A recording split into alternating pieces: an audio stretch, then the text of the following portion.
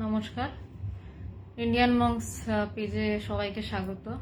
আজ অনেকগুলো দিন পর আবার লাইভে আসতে পেরেছি, কারণ মাঝখানে আমার ফোনের ফ্রন্ট ক্যামেরা আচমকা খারাপ হয়ে যাওয়াতে পেরে উঠছিলাম না, কারণ ফোন তো পিছনের দিকে ঘুরি, অ্যাটলিস্ট যাই হোক লাইভ করা যায় না। তো আজকে শুরু করছি আবার লাইভের যে ধারাবাহিক পর্যায়ক্রমটি চলতো সেখান থেকে একটু সরে এসে আজকে ইতি তোমাদের ভগবান থেকে ভগবান যেই চিঠিগুলো লিখতেন বেদান্ত সাধনা থেকে ইন্ডিয়ান মংসে আমি প্রত্যেক শুক্রবার আলোচনা করার চেষ্টা করি ভগবানকে স্বামী পবিত্রানন্দজি যেই পত্রগুলো লিখতেন। আজকে যেই পত্র নিয়ে আলোচনা করার চেষ্টা করবো এটুকু বলতে পারি, যেই পত্র নিয়ে, কারণ মানে লিখছে এখানে আমার গুরুদেব তার গুরুদেবকে চিঠি, সেখানে কিসের উপর চিঠি না ভগবানের নির্বিকল্প সমাধি হওয়ার ঠিক আগের অবস্থাটায়।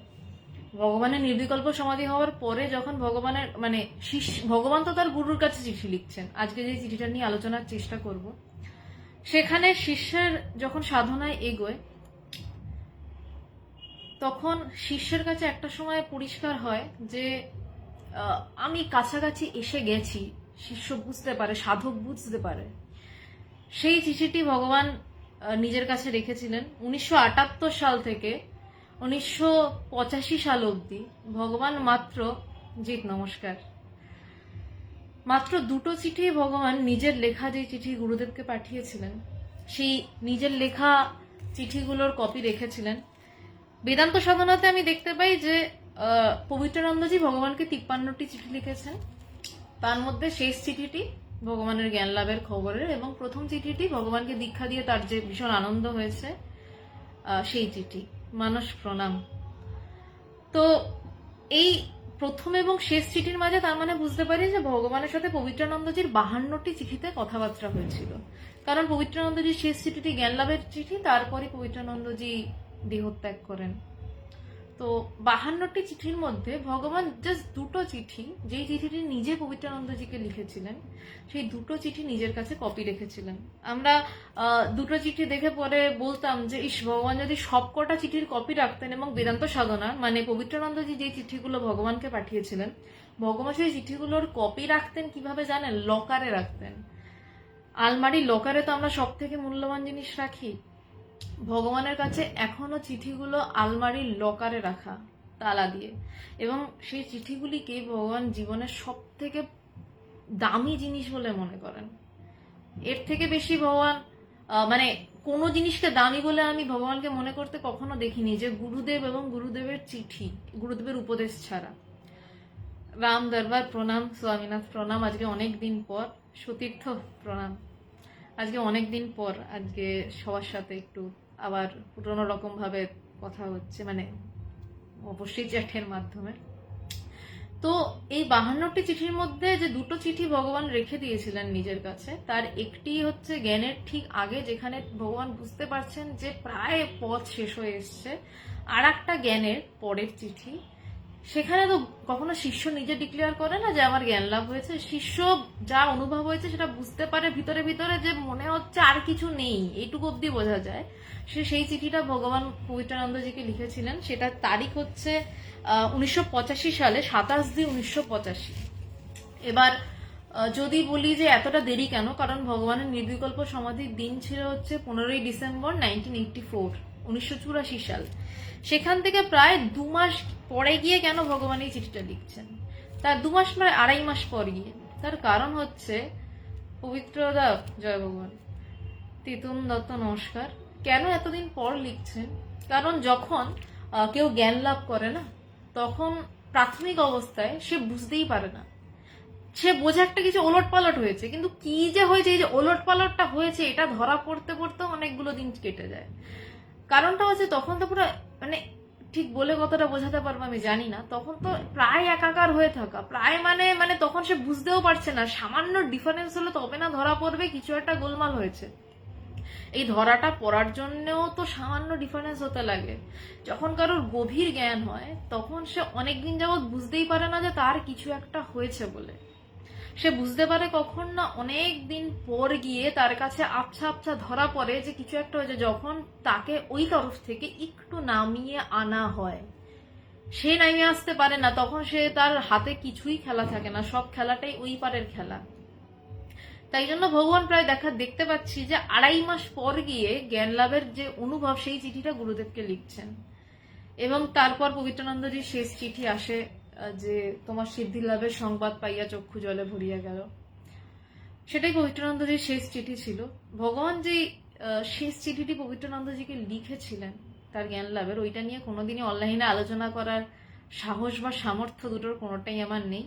তার আগের যে অসাধারণ চিঠিটি ভগবানের তার গুরুদেব স্বামী পবিত্রানন্দজিকে লেখা, আর আমি ভগবানের শিষ্যা, তো আমার এটা একদমই ভগবানের কৃপায় একটা চেষ্টা। আমি পারবো এমনটা নয় যে বোঝাতে, যতটুকু ভগবান বলাবেন আমি চেষ্টা করব। শুরু করছি। চিঠির প্রত্যেকটা অক্ষর আমি শুরু করার আগে বলে দিই, ভীষণ মাইনিউটলি শুনবেন। আমি অনেক চিঠি পড়েছি, কিন্তু এত সুন্দর চিঠি, ভাষাগত দিক থেকে সব দিক থেকে একটা অদ্ভুত সৌন্দর্য আছে, মানে ঠিক জ্ঞান লাভের আগের একটা ছটফটানি, গভীরতা, হালকা বুঝতে পারা। তো প্রত্যেকটা লাইন একটু মাইনিউটলি শুনবেন। আমার কথা নয়, যে লাইনগুলো ভগবান লিখেছেন সেটার কথা বলছি। তাহলে আপনাদেরও বুঝতে সুবিধা হবে, আর কোথাও অসুবিধা হলে আমায় জিজ্ঞাসা করবেন, আমি সাধ্য মতন চেষ্টা করব। যেটি শুরু করছেন ভগবান, শ্রী চরণেশু বাবা। পবিত্রানন্দজি ভগবানকে বেশ কিছু চিঠিতে নিজেকে গুরু মহারাজজি বলে পরিচয় দিলেও তারপর থেকে নিজেকে বাবা বলে পরিচয় দিতে শুরু করেছিলেন। কেন যদি বলেন যে সন্ন্যাসীরা সততই নিজেদেরকে বাবা বলে থাকে, না, সেই অর্থে পরিচয় দেননি।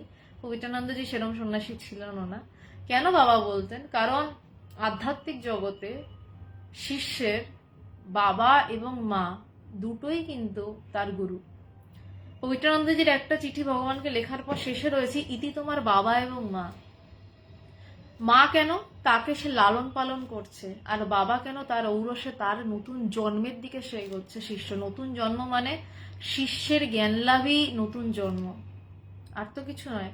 নতুন জন্ম আর কি বা হতে পারে একজন শিষ্যের জন্য? যোগাচার্য স্বামী পূর্ণানন্দ গিরি প্রণাম, জয়গুরু। তো একজন শিষ্যের কাছে নতুন কিছু, সেটা একমাত্র নতুন কিছু বা কিছু গুরুর শিষ্যের থেকে কি পাওয়ার আছে? শিষ্য গুরুকে কি দিতে পারে? শিষ্য গুরুকে জ্ঞান লাভ দিতে পারে বলবো না, জ্ঞান লাভের আনন্দটা দিতে পারে, এবং এই জ্ঞান লাভটাও গুরু কৃপাতে হয়। সেই জন্যই পবিত্রানন্দজি বলছেন, নীতি তোমার বাবা এবং মা। তারপর বাবা বলে লিখতেন। তো গুরুকে আমরা অনেক কিছু দিই, এটা দিচ্ছি ওটা দিচ্ছি, ভাবি বোধহয় অনেক কিছু দিয়ে ফেললাম। আসলে আমরা না কোনোদিনই গুরুকে কিছুই দিতে পারি না। তার কারণ গুরুর একমাত্র খুশি, গুরুর একমাত্র তৃপ্তি শিষ্যের মুখের ওই একটা ভিতর থেকে যে শিষ্য হেসে উঠবে, যে সে পেয়ে গেছে সেই পাওয়ার হাসিটা, এবং গুরুর মুখের হাসি, তখন আর কোনো কথা থাকে না। ওই মুহূর্তটাই গুরুর জন্য শ্রেষ্ঠ। কিন্তু সেটাও আমরা গুরুকে দিতে পারি না, তার কারণ ওই মুহূর্তটাও গুরুই রচনা করেন। গুরুর রচনা করা মুহূর্ত গুরুকেই উপহার দেওয়া। রবীন্দ্রনাথের ভাষায় যদি বলি যে গঙ্গা জলে গঙ্গা পুজো করা। তো সেই জন্য গুরুর ঋণ কোনোদিনই শোধ করতে পারবো এই চিন্তাও কেউ মাথায় রাখবেন না, কারণ গুরুর ঋণ শোধ হয় না। গুরুর ঋণ কেউ শোধ করতে পারে না। বাবা মার ঋণ তাও শোধ করা যায়, হ্যাঁ, খারাপ ভাবে নেবেন না, যেটা ঘটনা সেটাই বলছে। কিভাবে শোধ করা যায়? এই জ্ঞান লাভ করে। জ্ঞান লাভ করে করা মানে হচ্ছে তার বাবা মা অনেক দূর এগিয়ে গেল, যখন একটা তার বাবা মা ছেলে বা মেয়ে জ্ঞান লাভ করছে। কিন্তু সেইভাবে বাবা মার ঋণ, পিতৃঋণ মাতৃঋণ শোধ হয়, কিন্তু গুরু ঋণ কিছুতেই শোধ হয় না। তার কারণ এই যে জ্ঞান লাভ করছে তাও গুরু কৃপায়, তো কিভাবে সে ঋণ শোধ করবে?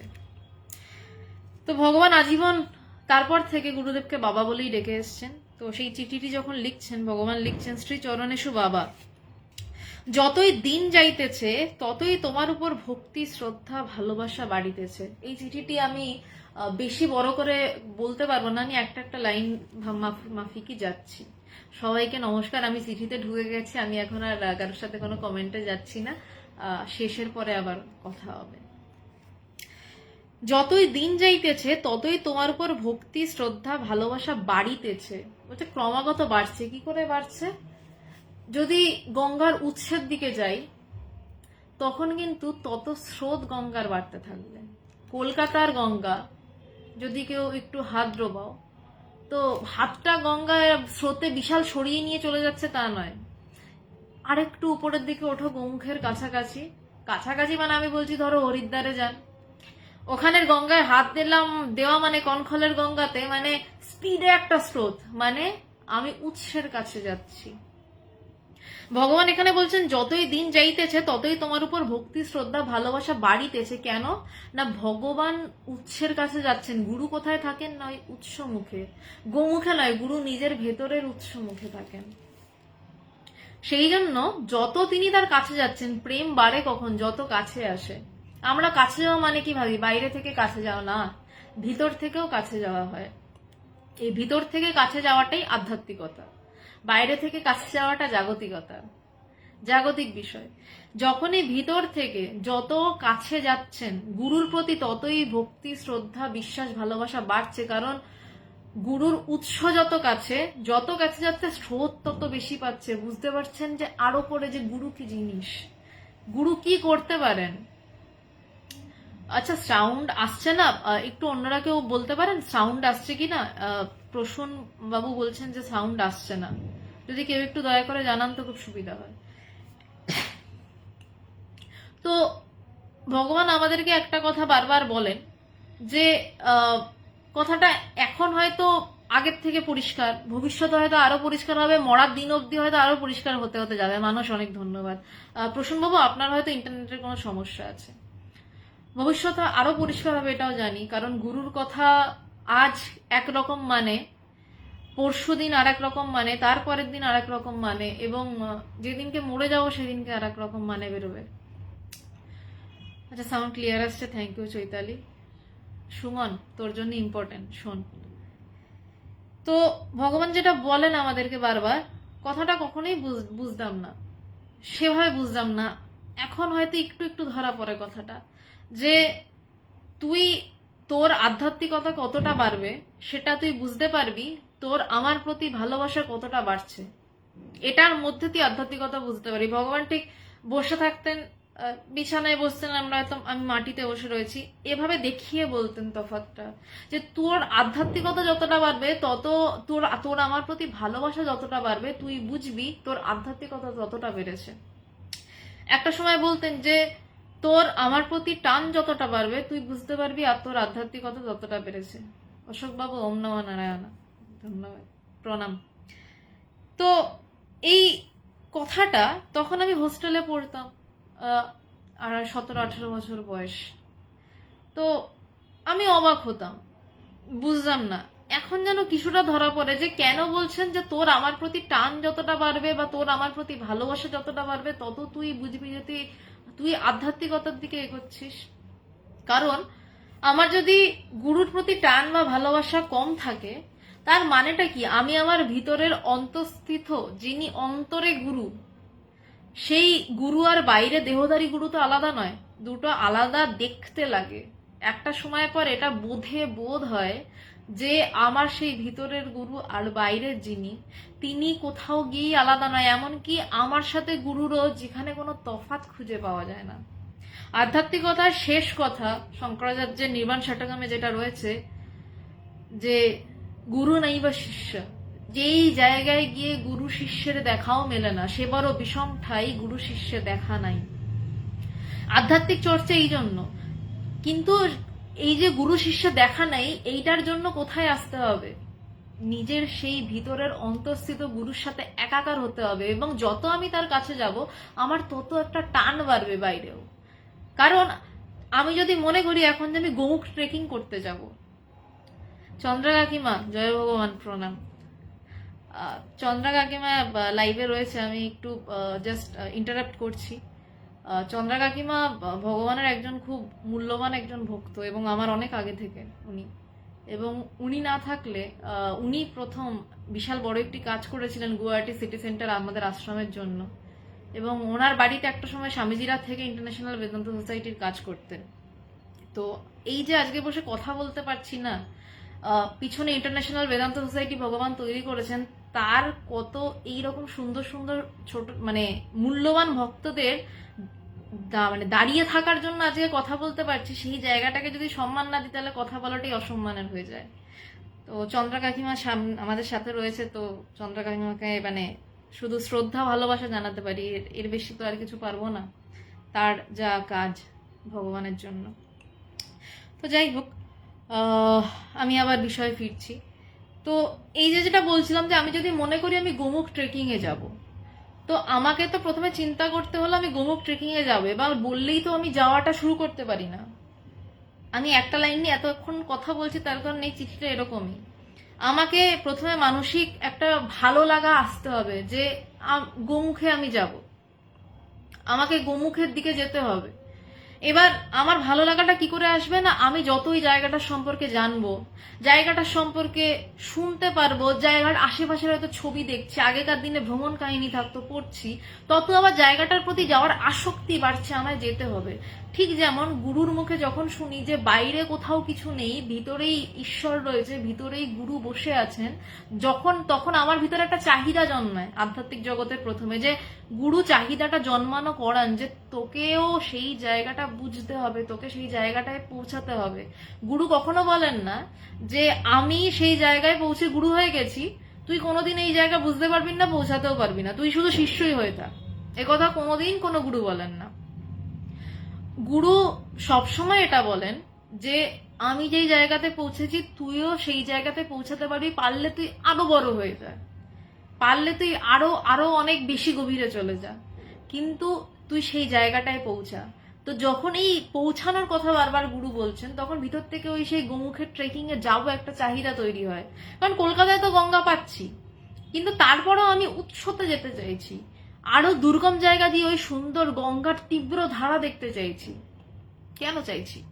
কারণ আমার ভিতরে চাহিদা তৈরি হচ্ছে। এবার যত আমি যাচ্ছি, এখান থেকে দিল্লি গেলাম, দিল্লি থেকে গোমুখের দিকে ট্রেকিং এ, মানে ওখান থেকে ঋষিকেশ হরিদ্বার হয়ে, মানে ওই দিক থেকে রাস্তা রয়েছে, আমি যাইনি, আমি জানি না। তো যত আমি কাছে যাচ্ছি গোমুখে, তত কিন্তু আমার ভিতরে চাহিদা বাড়ছে, আর গঙ্গা স্রোতও পাশে বাড়ছে। শুধু আমার চাহিদা বাড়ছে তা নয়, এক পক্ষের বিষয় নয় কিন্তু এটা। কলকাতা থেকে হরিদ্বার পৌঁছাচ্ছি, গঙ্গা স্রোত অন্যরকম, কনখল যাচ্ছি আরেক রকম, প্রয়াগ যাচ্ছি আরেক রকম। সেখান থেকে যত উঠছি তত কিন্তু শুধু যে আমার গঙ্গার উৎসমুখ দেখার চাহিদা বাড়ছে তা নয়, গঙ্গার স্রোতও কিন্তু আমাকে উল্টো ভাবে দিচ্ছে। দুটোই কিন্তু সমানুপাতিক, আমার চাহিদা এবং গঙ্গা স্রোতের ধারা। ঠিক তেমনি যখন আমি নিজের ভিতরে আমার নিজের অন্তর্স্থিত গুরুকে উপলব্ধি করতে চাইব, এবং যত আমি সেই দিকে যাব, হাঁটা যত লাগাবো সেই পথে, যত ভিতরে সেই গুরুর কাছে পৌঁছাবো, তত কিন্তু গুরুর প্রতি শ্রদ্ধা ভক্তি ভালোবাসা আমার বাড়তে থাকবে। দুটো কিন্তু সমানুপাতিক। যদি আমি এখন বলি যে আমার গুরুর প্রতি সেরকম ভালোবাসা নেই, অথচ আমি আধ্যাত্মিক জ্ঞান লাভের জন্য দৌড়াচ্ছি, হতে পারে না। গুরুই একমাত্র যে তোমাকে আধ্যাত্মিক জ্ঞান লাভের জন্য তার সবকিছু দিয়ে তোমাকে জগতের থেকে আধ্যাত্মিক দিকে ঠেলে পাঠাচ্ছেন। তো সেখানে কিভাবে হতে পারে যে তোমার গুরুর প্রতি ভালোবাসা বাড়ছে না, তুমি গোমুখের দিকে যাচ্ছ না, আর তোমার গঙ্গা স্রোত বাড়ছে? হতে পারে না। গঙ্গা স্রোত যদি বাড়তে হয়, গুরুর দিকে দৌড়ানো বাড়তে হবে। এবং একটা সময় পর যখন গোমুখ দেখে, তখন তার কিন্তু আর কোনো ভাষা থাকে না, সে বসে পড়লো, সে বসে পড়ে প্রাণ ভরে ওই দৃশ্যটাকে সুন্দরভাবে দেখতে লাগলো। তখন তার আর হাঁটাও নেই, তার আর চিন্তাও নেই কবে পৌঁছাবো গোমুখ। তেমনি যখন গুরু কৃপায় সেই জায়গায় পৌঁছে যাওয়া যায়, তখন শুধুই রেস্ট। গোমুখ থেকে তো আবার ফিরে আসার ব্যাপার আছে, কারণ হেঁটে যাওয়া, যে এখানে তো হাঁটাও নয়, এখানে তো গেল মানে মিশে গিয়ে একাকার হলো। তারপর গঙ্গার জলে যদি পড়ে যেতে হয়, গোমুখ ধাক্কিয়ে এমনি কলকাতা পাঠিয়ে দেবে, যে জ্যান্ত বা মৃত। তেমনি ভিতরের গোমুখে যদি পৌঁছানো যায় না, তখন এখানে মৃতের কোনো স্থান নেই, তখন সে চির জীবন্ত, চির জ্যান্ত হয়ে ফেরত পাঠায়। সেই স্রোত আবার গঙ্গার জলে ভেসেই সে আবার জগতে মুখ তুলে তাকায়, কিন্তু সেই যে মুখটুকু তুলছে সেটাও সেই গঙ্গার জলে ভেসে থাকা অবস্থাতেই। কোনো মতেই সে গঙ্গা থেকে পুরো ওঠে না। কোনো জ্ঞানী যার নির্বিকল্প সমাধি হয়েছে গুরু কৃপায়, সে কোনোদিনই সম্পূর্ণ ওঠে না। গুরু কৃপায় সে ডুবেই থাকে, ডুবে থেকে একটু মাথা বাড়িয়ে কথা বলে এবং আবার সে মাথা ডুবিয়ে নেয়। ডুবিয়ে নেয় বলাটা ভুল, ডুবিয়ে দেয়। যখন ওঠায় তখন সে ওঠে, যখন ডোবায় তখন সে ডোবে, যখন তাকে দিয়ে কথা বলে তখন সে কথা বলে, যখন তাকে চুপ করিয়ে রাখে সে তখন চুপ থাকে। তখন যদি তাকে আপনি একটা বিশাল ধর্মসভার সামনেও ফেলে দেন, তার ভিতর থেকে যদি কথা না বলান অন্তঃস্থিত গুরু বা সেই পার বা ঈশ্বর বা মহামায়া যাই বলুন, তাহলে তার কিন্তু একটা শব্দ বেরোবে না। আবার হয়তো সে 1-to-1 কথা বলছে কারুর সাথে, সেখানে হয়তো দারুণ কথা বলছে। স্বামী বিবেকানন্দের আমরা অনেক দুর্ধর্ষ বই দেখি, কিন্তু স্বামীজির বেস্ট বই দেববাণী, যেটা স্বামীজি 1000 আইল্যান্ডে সেখানে গুটি কয়েক ভক্তকে নিয়ে গেছিলেন। সেখানে প্রায়শই স্বামীজি সমাধিস্থ থাকতেন এবং সমাধি থেকে উঠতে যা বলতেন সেটা ওরা লিখে রাখতো। সেই বইটি দেববাণী। স্বামীজির জীবনের শ্রেষ্ঠ কথাগুলি দেববাণীতে লেখা। কিন্তু স্বামীজি এত লেকচার দিয়েছেন, লেকচারগুলো তো দুর্ধর্ষ, কিন্তু সব থেকে দুর্ধর্ষ এইটা, কারণ স্বামীজি সমাধিস্থ থাকতেন, ডুবতেন এবং উঠতেন, যখন ইচ্ছা হতো কথা বলতেন, আবার ডুবে যেতেন। তো এই ডোবা ওঠা কোনোটাই তার নিজের হাতে থাকে না। যখন সেই পার থেকে খেলা হয় তখন খেলাটা অন্যরকমই হয়। তো ঠিক তেমনই প্রথম লাইনটায় ভগবান বলছেন যে যতই দিন যাইতেছে ততই তোমার উপর ভক্তি, শ্রদ্ধা, ভালোবাসা বাড়িতেছে।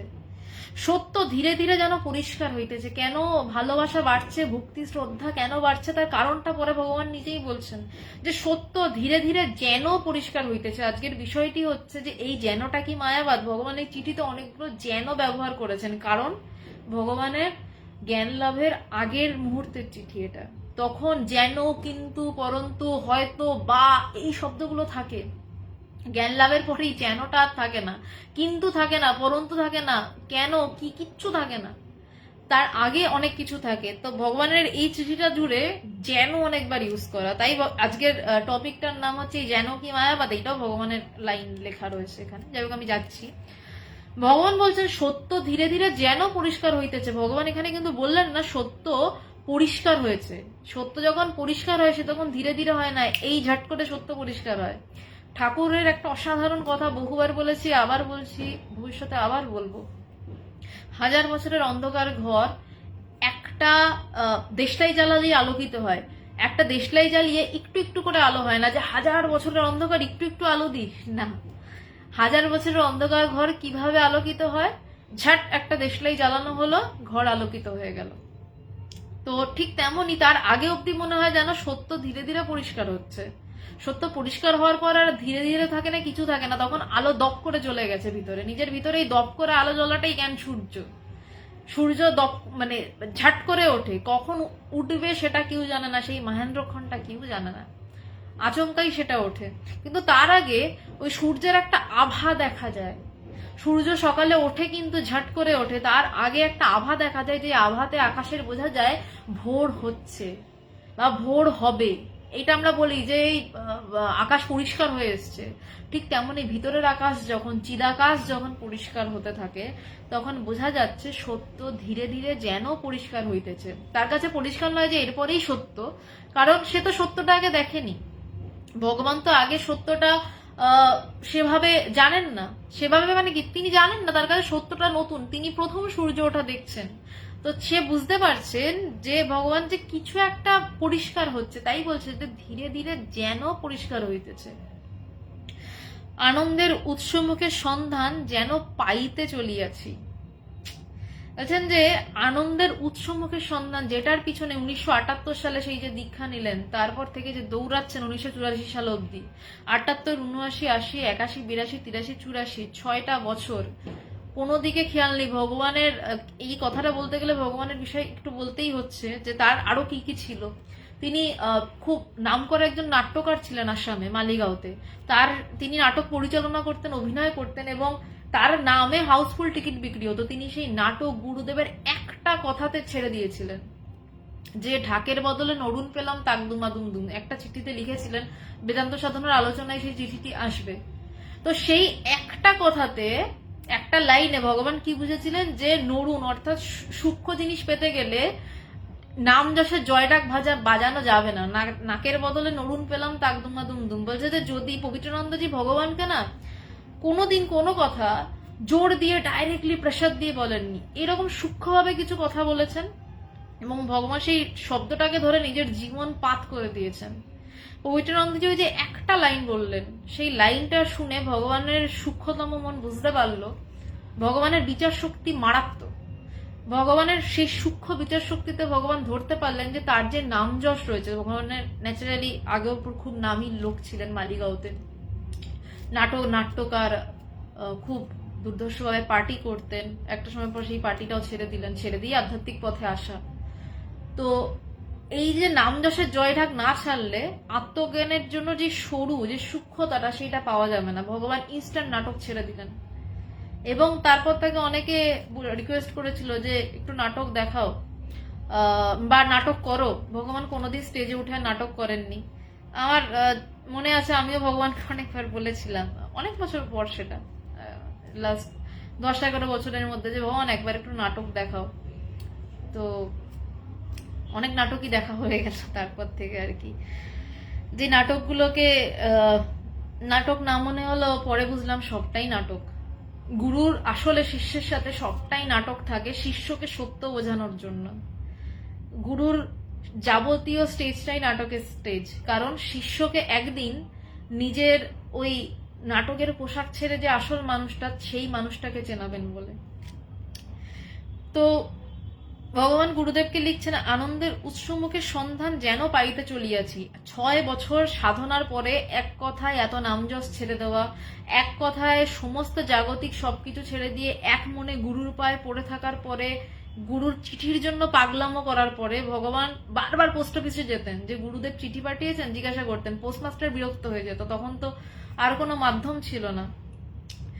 এই রকম প্রাণপাত পরিশ্রম করার পরে বলছেন যে আনন্দের উৎসমুখের সন্ধান যেন পাইতে চলিয়াছে। এবং ভগবান গুরুদেবকে কেমন ভাবে ভালোবাসার পর এই কথা বলতে পারছেন, একটা ছোট্ট উদাহরণ দিই। একদিনকে আমি দুর্গাপুর থেকে হোস্টেল থেকে ফিরেছি। নর্মালি আমি হোস্টেল থেকে ফিরলে আগে বিরাটিতে যেতাম, গিয়ে ভগবানের কাছে ব্যাগটা ফেলে দিতাম, ফেলে দিয়ে তারপর ভগবান হয়তো আমাদেরকে নিয়ে কয়েকজনকে নিয়ে হাঁটতে বেরোলেন বাইরে। বিকেলবেলা ভগবান বাইরে হাঁটতেন। তো ওরকমই একটা দিনে ভগবানের সাথে গিয়ে ব্যাগটা জাস্ট হোস্টেল থেকে দুর্গাপুর থেকে ফিরে ব্যাগটা রেখে দেখছি ভগবান হাঁটতে বেরোচ্ছেন। তো ভগবান তো ভগবানের সাথে হাঁটতে বেরোলাম। তো ভগবান হাঁটতে হাঁটতে, তার সাথে আরো অনেকজন ছিল, তো আমি আর ভগবান হাঁটছি একসাথে। ভগবান হঠাৎ, আমিও হোস্টেল থেকে প্রায় দুর্গাপুর থেকে 3 ঘন্টা জার্নি করে ঢুকেছি, 3 ঘন্টা 4 ঘন্টার জার্নি। তো ভগবান হঠাৎ আমাকে আস্তে করে বলে উঠলেন, এবং কথাটা আমার কাছে এতটাই মূল্যবান, মানে সারা জীবন বাঁধিয়ে রাখার মতন একটা কথা, যে দেখ, আমি আসাম থেকে কলকাতায় আসতাম, প্রায় 13-14 ঘন্টার একটা জার্নি। তারপর এখান থেকে পুরুলিয়া বাসে করে দৌড়াতাম, আমি দাঁড়াতাম না গুরুকে দেখার জন্য, কারণ পবিত্রানন্দজি কখনো পুরুলিয়াতে থাকতেন, কখনো আবার জনাইতে থাকতেন। তো যখন পুরুলিয়ায় থাকতেন, ভগবান কলকাতায় নেমে স্প্ল্যানেডে বাস ধরেই দৌড়াতেন। আমি এই তথ্যটা জানতাম না। আমি ভগবানকে বললাম, তুমি মানে আসাম থেকে ফিরে তুমি বাড়িতে না ঢুকে তুমি স্ট্যান্ড থেকে বাস ধরে দৌড়াতে পবিত্রানন্দজির কাছে? বলছে হ্যাঁ রে, আমার গুরুর কাছে আমি এভাবেই দৌড়াতাম। আমি আসতাম আসাম থেকে 12-13 ঘন্টা, তারপরে আবার প্রায় 7-8 ঘন্টার কাছাকাছি একটা জার্নি। আমার কোনো ক্লান্তি বোধ হতো না। তুইও দুর্গাপুর থেকে এসেছিস, জানলাম না, দুর্গাপুরটা তো ছোট ডিস্টেন্স, প্রায় ভগবান 24 ঘন্টা জার্নি করতেন।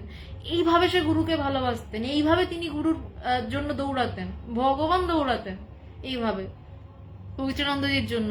তারপরে তিনি এই চিঠিটা লিখতে পারছেন পবিত্রানন্দজিকে, যে আনন্দের উৎসমুখের সন্ধান যেন পাইতে চলিয়াছি। আনন্দের উৎসমুখের সন্ধান পাওয়া ভীষণ সহজ, কিন্তু তার জন্য গুরুর প্রতি যে ভালোবাসাটা লাগে, সেইটা না হলেই আনন্দ উৎসমুখের সন্ধানটা বাড়িতে বসে বই পড়ে, হাজার শাস্ত্র পড়ে কিছুতেই হয় না। তাকে গুরুর দিকে দৌড়াতেই হবে। কারণ আমাকে বারবার বলছি, আমাকে যদি গোমুখে যেতে হয়, আমাকে যদি গঙ্গার ধারার তীব্রতা বাড়া দেখতে হয়, আমাকে কিন্তু গোমুখের দিকে কষ্ট করে যেতে হবে। এবং তখন কিন্তু কষ্টটাকে কষ্ট বলেই বোধ হয় না, তার কারণ আমি তার কাছে যাচ্ছি, আমি আমার গুরুর কাছে যাচ্ছি। সে আমাকে যদি এখন কেউ দুর্গাপুর যেতে বলে, আমি একবারে হাত তুলে দেবো যে আমি পারবো না বাবা। আমার এখন যে কলেজ ছেড়ে এসেছি প্রায় 7 বছর, আমি তারপরে একবার মাত্র দুর্গাপুর গেছিলাম, কিন্তু ওই যে 4টে বছর আমার দুর্গাপুরে হোস্টেল জীবন কেটেছিল, আমি প্রত্যেক সপ্তাহে কলকাতায় আসতাম। আমার তখন মানে সবাই ইয়ার্কি মারতো আমাকে যে তোর কলকাতা দুর্গাপুরটা 0 কিলোমিটার হয়ে গেছে না, আমি বলতাম হ্যাঁ মোটামুটি 0 হয়ে গেছে, ডেলি প্যাসেঞ্জার হয়ে গেছিলাম। তো আমার সেই সময় কষ্টটাকে কোনো কষ্টই বোধ হতো না, কারণ আমি যাচ্ছি কোথায় না, আমার গুরুর কাছে, যেখানে আমার পরম প্রাপ্তি, যেখানে যাওয়ার জন্য পৃথিবীর সব করা যায়। এবং করছিলামও কেন, অবশ্যই আমার স্বার্থ ছিল, কারণ আমার ভালো লাগছিল। এবং সেই ভালো লাগাটা আজকে তার কৃপাতে এমন জায়গায় এসে পৌঁছে যে সেই ভালো লাগার কথা মানে তিনি বলাচ্ছেন বলেই বলা যাচ্ছে আর কি। তো এই আনন্দে উৎসমুখের সন্ধান যখন শিষ্য পায়, সে বোঝে সেই আনন্দের উৎসমুখটা কি ভয়ঙ্কর রকমের সুন্দর। তাই বলছেন যে আনন্দের উৎসমুখের সন্ধান যেন পাইতে চলিয়াছি। এবং এর পরের যে লাইনটা লিখলেন ভগবান, আমি গুরু সম্পর্কে এই রকম শব্দ আমি কোথাও পাইনি। আলোক মণ্ডল পবিত্রানন্দজি স্বামী বিবেকানন্দের শিষ্য ছিলেন না। আমাদের ধারা সারদা মায়ের দিকের ধারা, পবিত্রানন্দজির গুরুদেব ছিলেন স্বামী কৃষ্ণানন্দজি, তিনি সারদা মায়ের সরাসরি শিষ্য ছিলেন, সরাসরি সন্ন্যাসী শিষ্য, এবং তার শিষ্য পবিত্রানন্দজি, তার শিষ্য ভগবান। এই যে এখন যে লাইনটা বলছি গুরু সম্পর্কে, আমার কাছে এর থেকে অসাধারণ ডেসক্রিপশন আমি পাইনি। বলছেন যে আনন্দের উৎসমুখের সন্ধান যেন পাইতে চলিয়াছি, এবং গুরু যে কি ভয়ঙ্কর সুন্দর। গুরুর ডেফিনেশন ভগবান লিখছেন যে গুরু যে কি ভয়ঙ্কর সুন্দর। গুরুর দুই রূপ রয়েছে। একদিকে গুরু ভয়ঙ্করতম, কারণ তিনি আমার ভালো লাগা, আমার ভালোবাসা, আপাত ভালো লাগা, আপাত ভালোবাসা কিচ্ছু দেখেন না, আমার জগতের প্রতি টান কিছু দেখেন না। গুরু সব কেটে ছেটে পুরো একদম পিটিয়ে বের করে দেন। গুরু একমাত্র নিজের ভিতরের দিকে তাকানো ছাড়া আর কোনো দিকে তাকাতেই দেন না। তো গুরু এই জায়গায় দাঁড়িয়ে ভয়ঙ্কর, কারণ সে জানে শিষ্যের কষ্ট হচ্ছে, কারণ সে শিষ্যের একটা একটা করে ডানা ছাড়ছে, যে শিষ্যের অহংকার ছাড়ছে, শিষ্যের আমি আমি ভাব ছাড়ছে। আমি তৃষিতা সেন, আমি একজন যাই হোক ফার্মাসিস্ট হোয়াট এভার, এইসব জিনিসগুলোকে তিনি ছাটেন ধীরে ধীরে, আমাদের নাম ছাটেন, চিন্তা ছাটেন, যেই চিন্তাতে আমাদের মানে মানুষকে ধরা, যেই চিন্তাতে মানুষকে ছাড়া, তিনি সেই চিন্তার মূলে গিয়ে ধাক্কা মারেন। সেখানে কিন্তু গুরু দেখেন না বাছা আমার শিষ্যটার এই জগৎটাকে ছাড়তে কষ্ট হচ্ছে না, দেখেন না পুরো পুরো কুঠার মেরে গাছটাকে ভেঙে দেন। এই জায়গাতে দাঁড়িয়ে গুরু ভয়ঙ্কর। কিন্তু গুরু সুন্দর কোথায়? গুরু সুন্দর এই জায়গাতে সবকিছু ভালো লাগা, আপাত ভালো লাগা ছেটে দেওয়ার পরে গুরু শিষ্যকে সেই জায়গায় নিয়ে দাঁড় করায় যেই জায়গাতে সে দেখে যে সব সুন্দর, এবং আগের সৌন্দর্যের কোনো ভূমিকাই নেই এখানে। এখন যেই ভালোবাসা, এখন যেই সৌন্দর্য সে পাচ্ছে, এখন যেই তৃপ্তি সে পাচ্ছে জগৎ থেকে, সে কোনোদিন জগৎ থেকে সেই তৃপ্তিই পায়নি। সে তখন জগৎটাকে সব তার নিজের বলে বোধ হচ্ছে, একটা বিড়ালকে দেখে নিজের বোধ হচ্ছে, একটা পিঁপড়েকে দেখে নিজের বোধ হচ্ছে, তার সব কিছু নিজের বলে বোধ হচ্ছে, তার কিছু যায় আসছে না কিছুতে। যখন শিষ্যের এই জায়গাতে গুরু তাকে হাত ধরে নিয়ে দাঁড় করান, তাই জন্য গুরু একদিকে ভয়ঙ্কর, সে সব নিষ্ঠুরের মতন উড়িয়ে দেয়, মাথাটাও কেটে দেয়। মাথা অর্থে কি? অহংকারের মাথা। এই যে আমি আমির মাথা সারাক্ষণ আমাদের ভিতর থেকে উঠছে, আমি আমি এটা করব, আমি সেটা করব, আমি হ্যান করব, আমি ত্যান করব, সারাক্ষণ এই কথা আমাদের ভিতর থেকে উঠছে এবং উঠছে। সেই ওঠার মাথাটাকে গুরু কেটে দিলেন, এবং তার সাথে যেই জায়গায় নিয়ে দাঁড় করালেন সেখানে সব প্রাপ্তি, যেখানে মানুষ চিরজীবিত, যেখানে মানুষের জন্মও নেই, যেখানে মানুষের মৃত্যুর দুঃখও নেই, যেখানে গুরুও নেই। গুরু কিন্তু নিজের জায়গাটা রেখে শিষ্যকে এই জায়গাতে পৌঁছালেন না, গুরু নিজের জায়গাটাও জলাঞ্জলি দিয়ে দিলেন, তার গুরু ভাবটাকেও জলাঞ্জলি দিয়ে দিলেন। তার তো গুরুর তো কখনোই আমিত্ব থাকে না, তাহলে সে গুরুই নয়, কিন্তু তারপরেও একটা গুরু ভাব নিয়ে তাকে শিষ্যকে বোঝাতে হয়, কারণ শিষ্যকে বোঝাতে গেলে তার গুরু ভাব ছাড়া সম্ভব নয় শিষ্যকে সেই সমুদ্র পার করানো। তিনি কিন্তু সেই নিজের গুরু ভাবটাকেও ছেটে বের করে দিলেন। গুরু এতটাই ভয়ঙ্কর, তার সাথে এতটাই সুন্দর। আমি জানি না ভগবান যেটা ভেবে লিখেছিলেন তার 0.0001%ও সেই বোধে এই কথাগুলো হয়তো পৌঁছালো না। আমার বোধে যেটুকু পৌঁছালেন ভগবান, আমি সেটুকু বলতে পারলাম। বলছেন যে এই লাইনটা বলছেন যে তাহা যেন পরিষ্কার হইতেছে। প্রথম লাইনটায় কি বললেন? সত্য ধীরে ধীরে যেন পরিষ্কার হইতেছে, আনন্দের উৎসমুখের সন্ধান যেন পাইতে চলিয়াছি। তার পরের চিঠিতেই তিনি সেই আনন্দ পেয়ে গেছেন। বলছেন যে উৎসমুখের সন্ধান যেন পেতে চলেছি, বুঝতে পারছি খুব কাছে গোমুখ, এবং গুরু যে কি ভয়ঙ্কর সুন্দর তাহা যেন পরিষ্কার হইতেছে। গুরু যে কি অসম্ভব সুন্দর সেটা আমার কাছে যেন পরিষ্কার মনে হচ্ছে। পুরোটা পরিষ্কার নয়, কিন্তু যেন বুঝতে পারছি।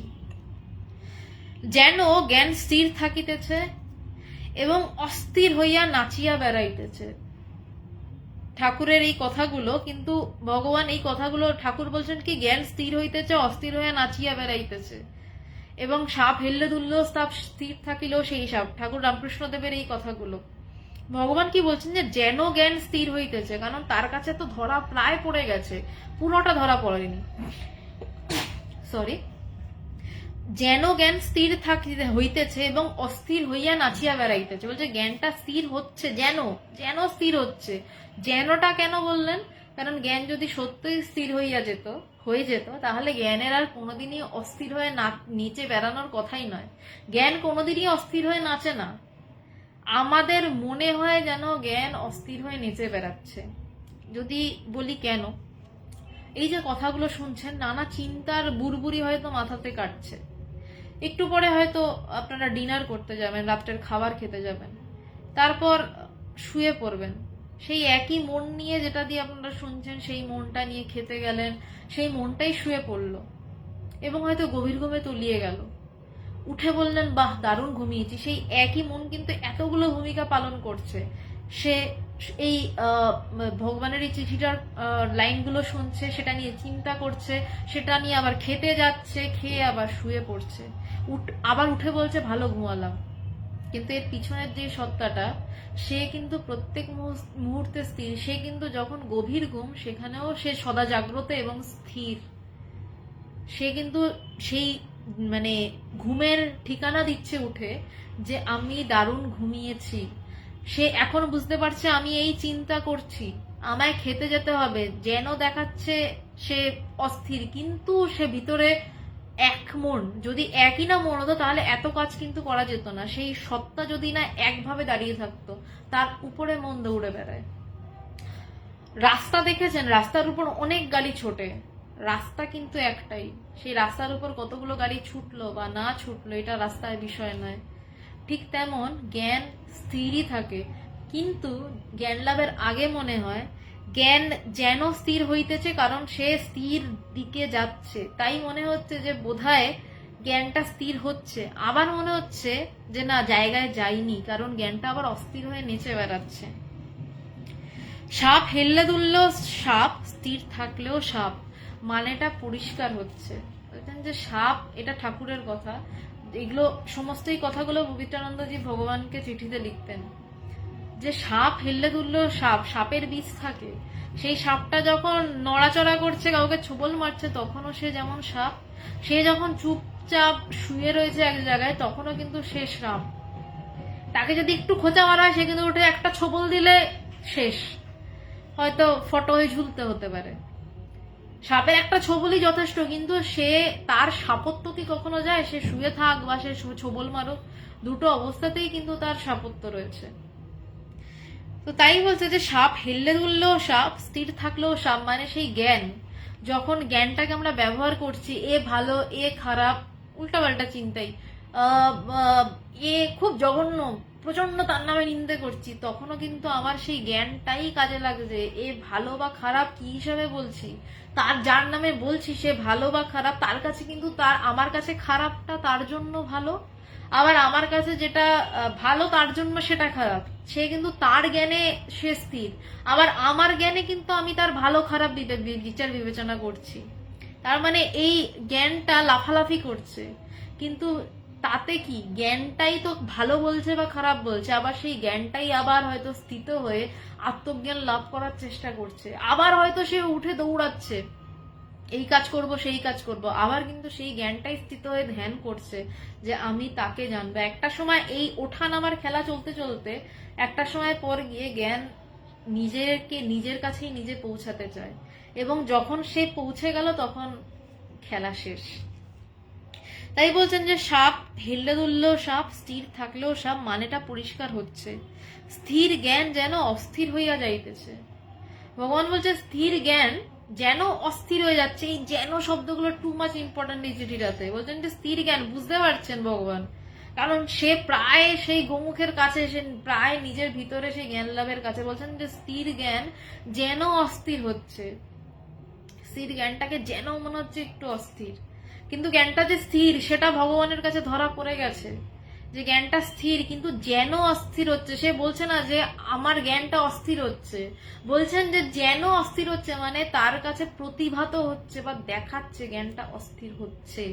তাই সে ভগবান বলছেন যে স্থির জ্ঞান যেন অস্থির হইতেছে, অস্থির হইয়া যাইতেছে, অখণ্ড যেন খণ্ডাকারে প্রতিভাত হইতেছে। অসাধারণ।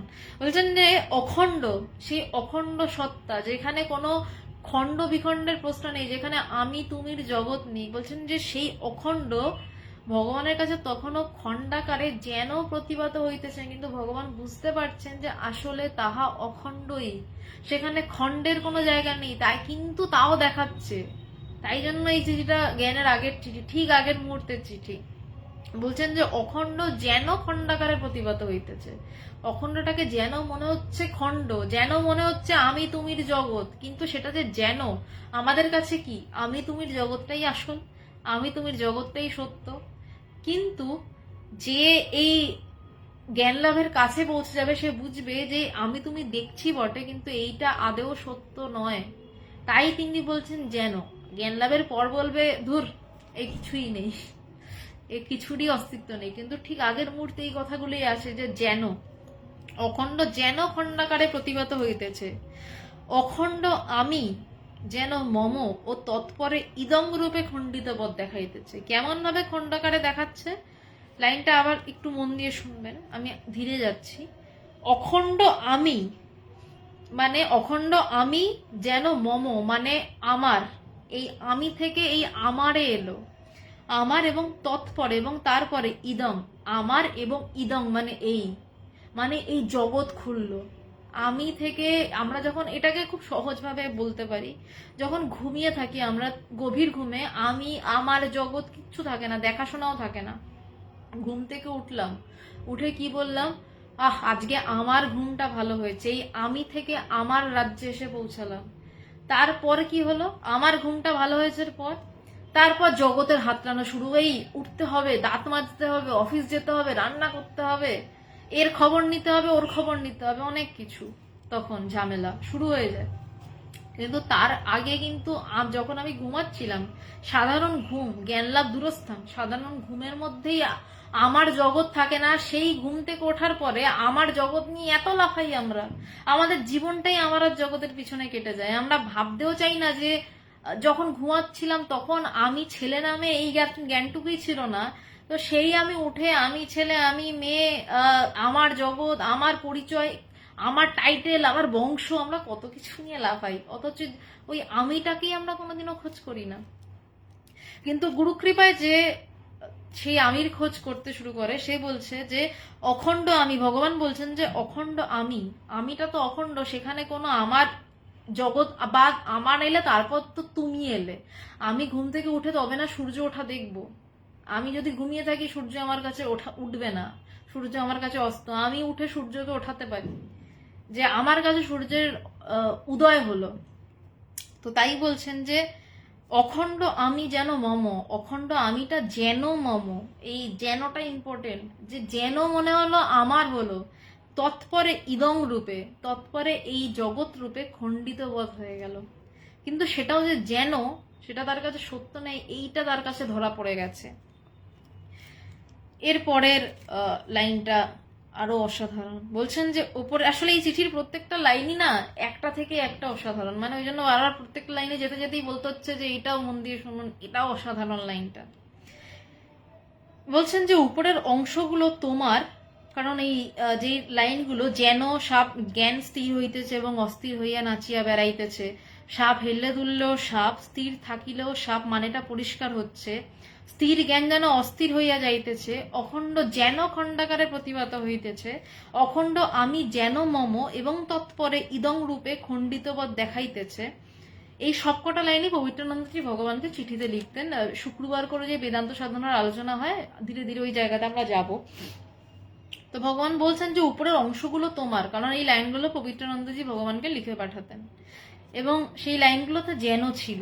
এবং ভগবান বলছেন যে এবং প্রত্যেকটিতেই যেন রয়েছে, যে এই যেনটা রয়েছে, যেন মানে বোঝা যাচ্ছে কিন্তু একটা একটা বাধো ব্যাপার। যেনর উচ্ছেদ হলেই মধ্য ও অন্তলীলার উচ্ছেদ।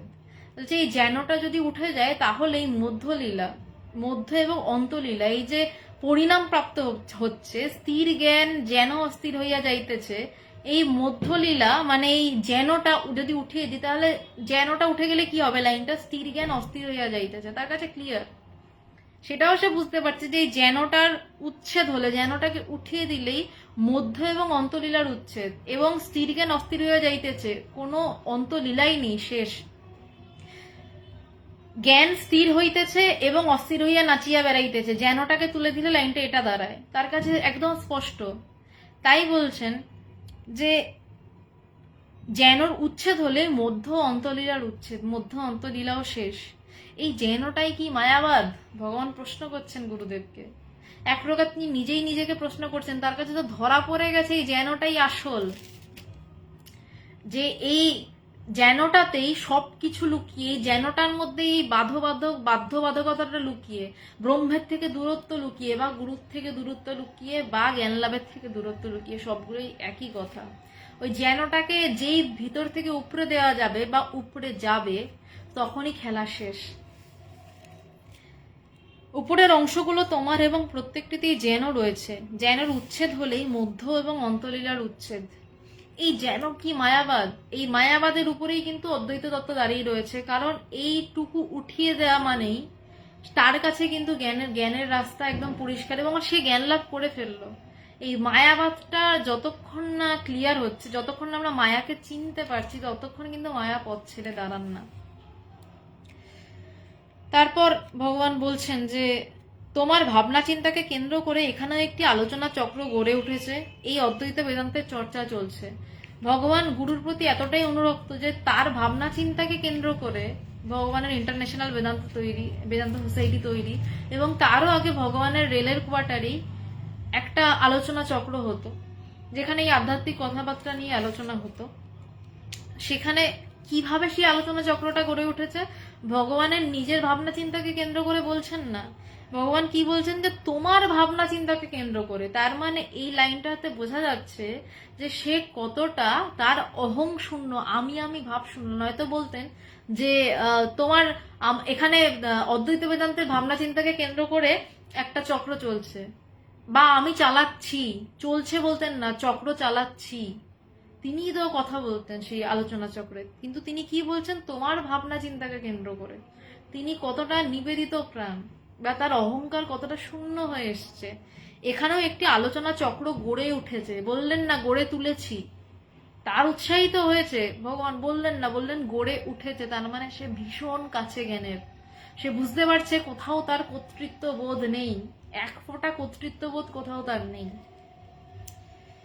এই অদ্বৈত বেদান্তের চর্চা চলছে, চালাচ্ছি বললেন না, অদ্বৈত বেদান্তের চর্চা চলছে। চলছে মানে চলছে, ওই পাঠ থেকে চালানো হচ্ছে, কর্তৃত্ববোধ প্রায় শূন্য অবস্থা।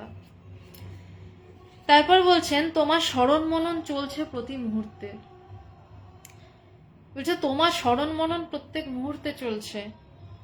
তার মানে গুরুদেবের চিন্তা ভাবনা, তার চিন্তা ভাবনা, তার কথা। স্মরণ মানে তার চিন্তা, মনন মানে তার কথাগুলো নিয়ে আলোচনা করা, নিজের ভেতরে আলোচনা করা। একটা আলোচনা হয় বাইরে, যেটা এখন করছি, আর একটা আলোচনা হয় ভিতরের আলোচনা। এই বাইরের আলোচনা তখনই করা সম্ভব হয় যখন গুরু কৃপা করে বলেন যে এবার তুমি বাইরের মানুষকে কথা বলতে চাও, তখনই এই বাইরের আলোচনা সম্ভব। তার আগে অবধি কিন্তু নিজের ভিতরে নিজের সাথে আলোচনা চলে।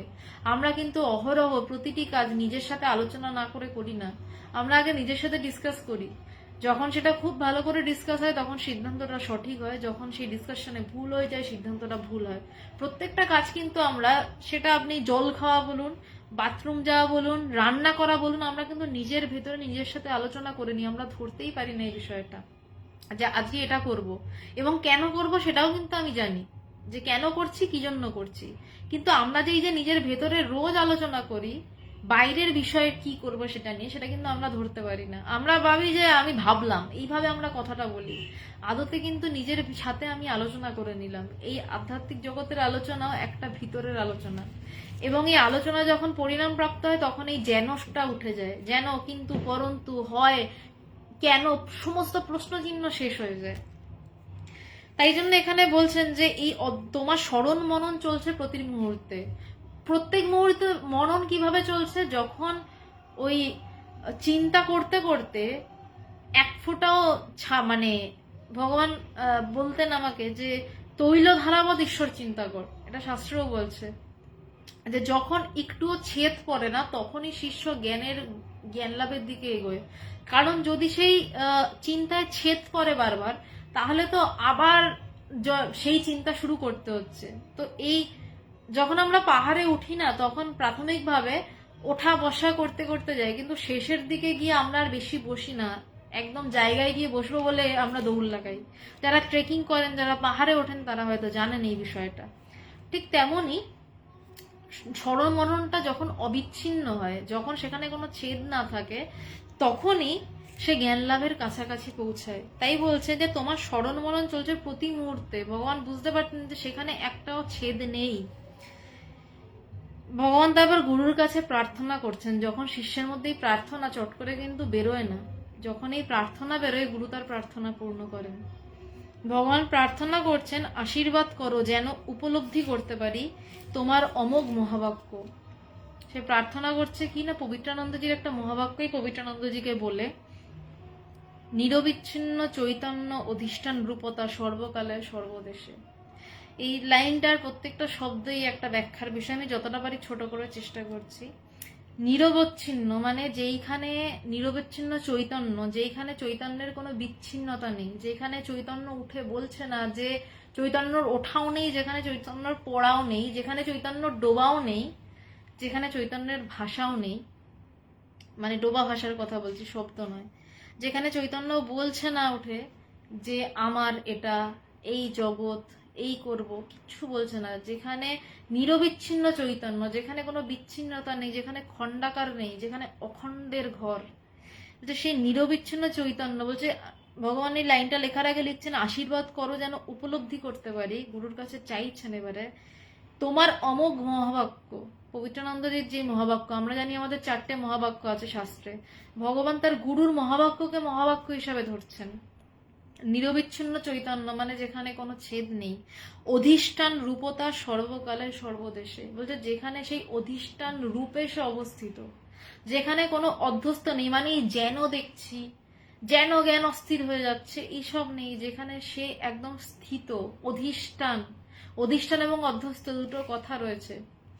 অধ্যস্ত মানে যেন দেখাচ্ছে, অধিষ্ঠান মানে যেই জিনিসটা, মানে সাপ অন্ধকার রাস্তায় পড়ে থাকলে, সরি, যদি দড়ি অন্ধকার রাস্তায় পড়ে থাকে তখন সেটাকে সাপ ভেবে আমরা লাফালাফি করতেই পারি, আমাদের হার্টবিট বেড়ে যেতে পারে, লোক জড়ো হয়ে যেতে পারে, কিন্তু সেটা যে দড়ি তার কিন্তু কোনো চেঞ্জেস হয় না। দড়িটাকে যেন আমি সাপ দেখছিলাম সেটা আমার মনের সমস্যা, আবার যখন লোকজন জোগাড় হলে একটা কিছুতে একটা লাঠি দিয়ে নাড়াচাড়া করে দেখা গেল সেটা দড়ি, তখন আমি সেই দড়িটাকে ধর লাথি মেরে একটা মানে হেলায় লাথি মেরে বলতে পারবো, হ্যাঁ একটা দড়িকে ভয় পাচ্ছিলাম, আমি কি বাবা, আমি কি ভয় পেয়ে গেছিলাম, আমার হার্টবিট বেড়ে গেছিল, তখন আমি খুশি খুশি আমার গল্প করতে যাবো অন্যদের কাছে যে জানো অন্ধকার রাস্তায় আমি ওই দড়িটাকে দেখে এত ভয় পেয়েছি আমি সাপই ভেবে ফেলেছি, আমার তো মানে প্রাণটাই বেরিয়ে আসছিল। এইসব গল্পও তখন হাসি মুখে করবো, আমাদের সেই গল্প করতে অসুবিধা হবে না, কারণ তখন আমি জেনে গেছি ওটা সাপ ছিল না, ওটা দড়ি ছিল। এবং তখন আমার যে মূর্খতাটা,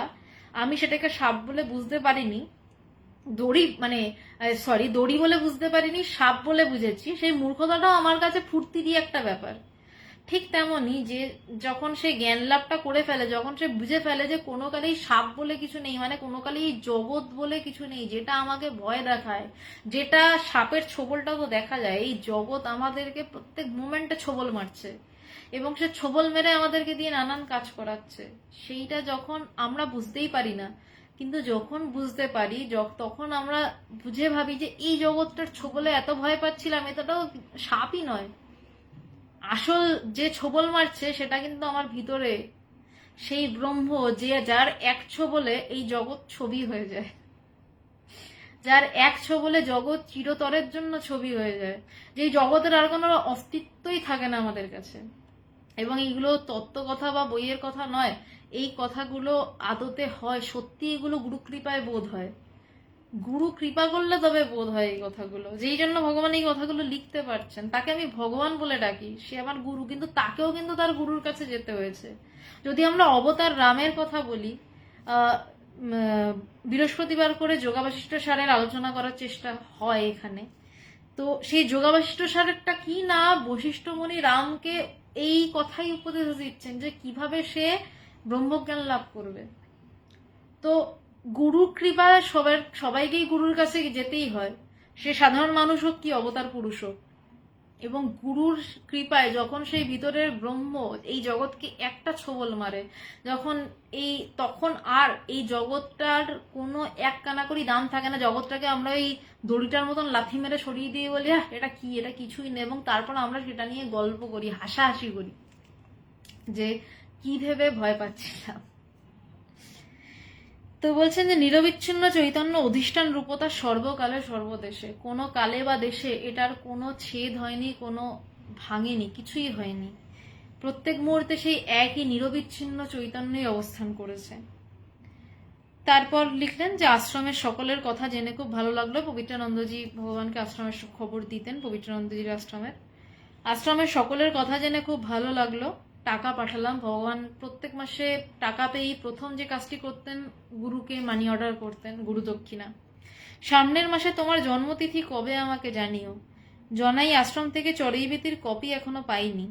চড়ুইবেতি যেই বইটি, সেখানে পবিত্রানন্দজি প্রবন্ধ লিখতেন, এবং যেই প্রবন্ধগুলি একত্রিত করে পবিত্রানন্দজির মহাপ্রয়াণের পরে ভগবান এক ও একতা নামের একটি বই ইন্টারন্যাশনাল বেদান্ত সোসাইটি থেকে বের করেন। তো বলছেন যে তোমার জন্মতিথি কবে আমাকে জানিও। জনাই আশ্রম থেকে চড়ুইবেতির কপি এখনো পাইনি, কারণ ভগবান অপেক্ষা করতেন, তার ওটাই খাদ্য ছিল যে কখন গুরুর লেখা হাতে পাবেন। তখন তো ফোন ছিল না, চিঠি কখন পাবেন, গুরুর লেখা কখন পাবেন। 100 কোটি প্রণাম জানিয়ে চিঠি শেষ করলেন, যে গুরুকে 100 কোটি প্রণাম জানিয়ে। এই ছিল ভগবানের জ্ঞান লাভের আগে গুরুদেবকে লেখা চিঠি। চিঠিটা ভগবান যেইভাবে লিখেছিলেন তার মানে 100% বা 100% 1% আমার দ্বারা হয়নি, তিনি আমাকে দিয়ে যেটুকু কৃপা করে বলালেন সেটুকু বলতে পেরেছি, যেটুকু আমার অনুভবে তিনি ধরা দিয়েছেন সেটুকু বলা সম্ভব হয়েছে। কারোর যদি কোনো প্রশ্ন থাকে তাহলে বলতে পারেন। অঞ্জলি কাকিমা, জয় ভগবান। অলোকবাবু, আপনার তো উত্তর দিয়েছি। সনাতন সত্য প্রণাম। শিখাদি প্রণাম। সৌমদীপ প্রণাম। পবিত্রদা, মায়ের বাড়িতে, হ্যাঁ মায়ের বাড়িতে কালী পুজোর অনুষ্ঠান চলছে। তাহলে শাশ্বতী দেব, নমস্কার। আজকে তাহলে এই অবধিই থাক। মনে হয় না এই চিঠি পড়ে, মানে আমার ব্যাখ্যাটা কিছুই নয়, এই চিঠিটির শোনার পরে হয়তো কারোর কোনো প্রশ্ন থাকতে পারে। যদি কারোর প্রশ্ন থাকে আপনারা কমেন্ট করতে পারেন। আমি পরের লাইভে বৃহস্পতিবার 9টা থেকে 9টা 15-র মধ্যে ইন্ডিয়ান মঙ্কস পেজেই লাইভ শুরু হবে। যোগা বাশিষ্ঠ সার থেকে যে আলোচনাটা চলছিল সেটি আবার শুরু করার চেষ্টা করব। তো বৃহস্পতিবার সন্ধ্যে 9টা থেকে 9টা 15-র মধ্যে ইন্ডিয়ান মঙ্কস পেজে যোগা বাশিষ্ঠ সার থেকে আলোচনা হবে। তো সেই দিনকে আমি উত্তর দিতে পারবো, আর যদি কারোর এখন প্রশ্ন থাকে জানাতে পারেন, আমি চেষ্টা করতে পারি। সন্তোষ কর্মকার,